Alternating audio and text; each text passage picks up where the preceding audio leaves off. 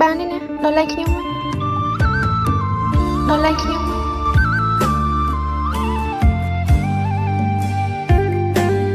មានមកគ្មានមុខទៅជួបដូនតាឲ្យបងបោះស្រាយបែបណាឆ្លើយបែបណាបើអូនមានថ្មីស្នេហាពួកយើងអ្នកភូមិនឹងរឿងពេញដីសុខបែកគ្មានទីតីអ្នកណាមិនល្បី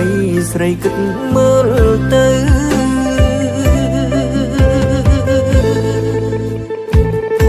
បុណ្យទានរាល់ឆ្នាំបងតែងនាំមុំទៅលេងស្រុកឆ្នាំនេះបងត្រូវរងទុក្ខជុកចាប់ម្នាក់ឯងលែងហ៊ានទៅណាតែជូនបងអូនឲ្យស្ងួននឹងគេឆាប់ចូលរួមការប៉ុន្តែបងសូមទីថាព្រោះនោះលេងសើចជាមួយអូនទេ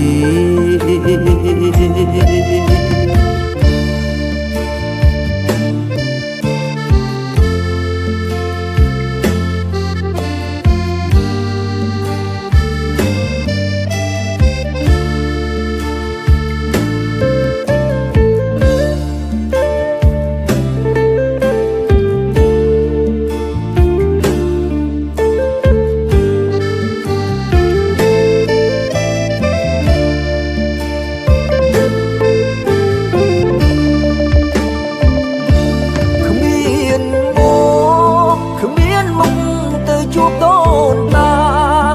ឲ្យបងបោះស្រាយបែបណាឆ្លើយបែបណាបើអូនមានថ្មីស្នេហាពួកយើង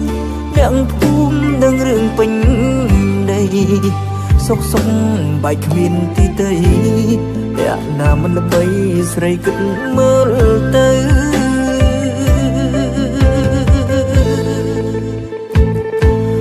ទានរាល់ឆ្នាំបងតែងនាំមុំទៅលេងស្រុកឆ្នាំនេះបងត្រូវរងទុក្ខជុក